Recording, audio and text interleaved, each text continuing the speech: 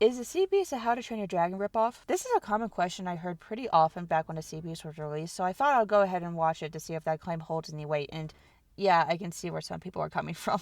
The biggest thing people usually point out when comparing these two movies is Red's design, who, if you haven't noticed, looks an awful lot like a certain other adorable yet misunderstood reptile monster. But in terms of everything else, I would argue that these two films are actually pretty different. I mean, yes, it follows a very similar plot pattern to How to Train Your Dragon, but it still adds a lot of unique stuff to its story. Two aspects I especially liked were Jacob and Captain Crow. I thought Jacob was a great lead, and Captain Crow made for a surprisingly nuanced and interesting character. Now, sure, that could be because I'm a big fan of ocean stories like Moby Dick, so I'm probably a tad biased, but regardless of that, this movie does a pretty good job with these two characters.